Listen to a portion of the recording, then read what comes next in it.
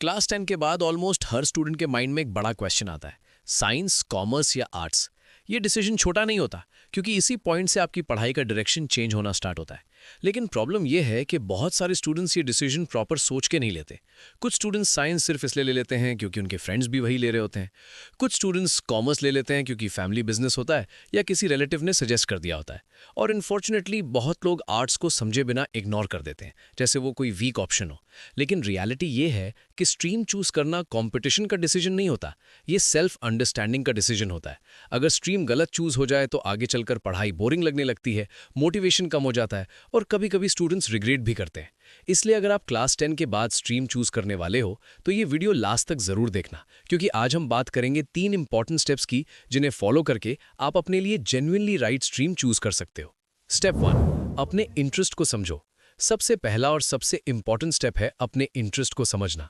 Simple सा question खुद से पूछो, कौन सा सब्जेक्ट पढ़ते वक्त टाइम का पता ही नहीं चलता। हर स्टूडेंट का ब्रेन अलग तरीके से काम करता है। कुछ स्टूडेंट्स को नंबर्स, लॉजिक और प्रॉब्लम सॉल्विंग पसंद होता है। कुछ स्टूडेंट्स को बिजनेस आइडियाज, मनी और रियल वर्ल्ड सिस्टम समझना इंटरेस्टिंग लगता है। और कुछ स्टूडेंट्स को सोसाइटी, ह्यूमन बिहेवियर और क्रिएटिविटी वाले सब्जेक्ट्स ज़्यादा अट्रैक्ट करते हैं। अगर आपको फिजिक्स, केमिस्ट्री और मैथ्स में कॉन्सेप्ट समझना और प्रॉब्लम सॉल्व करना इंटरेस्टिंग लगता है तो साइंस आपके लिए स्ट्रॉन्ग ऑप्शन हो सकता है। अगर आपको बिजनेस, फाइनेंस, अकाउंट्स या इकोनॉमिक्स समझना पसंद है तो कॉमर्स आपके लिए बेटर ऑप्शन हो सकता है। और अगर आपको history, psychology, political science, literature या क्रिएटिव थिंकिंग वाले सब्जेक्ट्स पसंद है तो आर्ट्स भी एक पावरफुल स्ट्रीम हो सकती है। यहाँ एक इंपॉर्टेंट बात समझ लो, इंटरेस्ट टेम्पररी मोटिवेशन नहीं होता, इंटरेस्ट लॉन्ग टर्म एनर्जी देता है। अगर इंटरेस्ट नहीं होगा तो पढ़ाई प्रेशर बन जाएगी, लेकिन अगर इंटरेस्ट होगा तो वही पढ़ाई क्यूरियोसिटी बन जाएगी, और क्यूरियोसिटी लर्निंग को ईजी बना देती है। स्टेप 2, अपनी स्ट्रेंथ्स आइडेंटिफाई करो। इंटरेस्ट इंपॉर्टेंट है, लेकिन सिर्फ इंटरेस्ट से डिसीजन कंप्लीट नहीं होता। दूसरा इंपॉर्टेंट फैक्टर है आपकी स्ट्रेंथ्स। कभी कभी हमें कोई सब्जेक्ट पसंद तो होता है, लेकिन उसमें परफॉर्मेंस उतनी स्ट्रांग नहीं होती। इसीलिए थोड़ा ऑनेस्टली एनालाइज करना जरूरी है। अपने आप से कुछ क्वेश्चंस पूछो, कौन से सब्जेक्ट्स में मेरे मार्क्स कंसिस्टेंटली अच्छे आते हैं, कौन से सब्जेक्ट्स मुझे नेचुरली समझ आ जाते हैं, और कौन से सब्जेक्ट्स में मुझे बहुत स्ट्रगल करना पड़ता है। अगर आपकी मैथ्स और लॉजिकल थिंकिंग स्ट्रांग है तो साइंस और कॉमर्स दोनों ऑप्शंस ओपन हो सकते हैं। अगर आपको एनालिसिस और एक्सप्लेनेशन में स्ट्रांग हो और थ्योरी सब्जेक्ट्स ईजिली समझ लेते हो तो आर्ट्स भी एक एक्सीलेंट ऑप्शन हो सकता है। यहाँ एक मिथ क्लियर करना भी जरूरी है।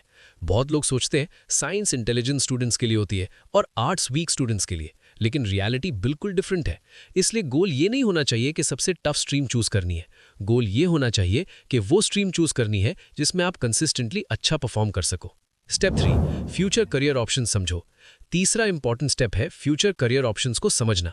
स्ट्रीम चूज करते वक्त सिर्फ नेक्स्ट 2 साल के बारे में नहीं सोचना चाहिए, बल्कि नेक्स्ट 10-15 साल की पॉसिबिलिटीज भी समझनी चाहिए। अगर आप साइंस चूज करते हो तो फ्यूचर में engineering, medical, research, artificial intelligence, data science, architecture और एविएशन जैसे फील्ड्स में जा सकते हो। अगर आप कॉमर्स चूज करते हो तो ऑप्शंस हो सकते हैं जैसे chartered accountant, company secretary, business management, finance, banking और एंटरप्रेन्योरशिप। और अगर आप आर्ट्स चूज करते हो तो फील्ड्स हो सकती हैं जैसे law, psychology, civil services, journalism, design, teaching और सोशल साइंसेस। इसीलिए किसी भी स्ट्रीम को वीक या स्ट्रांग बोलना बिल्कुल गलत है। हर स्ट्रीम में पावरफुल करियर अपॉर्चुनिटीज होती हैं, लेकिन रियलिटी ये है कि फ्यूचर आपका है तो डिसीजन भी आपका होना चाहिए। पेरेंट्स और टीचर्स से एडवाइस लेना बिल्कुल सही है, क्योंकि उनके पास एक्सपीरियंस होता है, लेकिन फाइनल डिसीजन फियर या प्रेशर के बेसिस पर नहीं होना चाहिए। और एक लास्ट बात याद रखना, स्ट्रीम आपका फ्यूचर डिसाइड नहीं करती, आप उस स्ट्रीम में क्या करते हो वो आपका फ्यूचर डिसाइड करता है। अगर आप चाहते हो कि मैं साइंस, कॉमर्स और आर्ट्स के करियर ऑप्शंस को डिटेल में एक्सप्लेन करूं तो कमेंट में जरूर बताना। और अगर वीडियो हेल्पफुल लगा हो तो लाइक और शेयर जरूर करना, ताकि और स्टूडेंट्स भी सही डिसीजन ले सकें।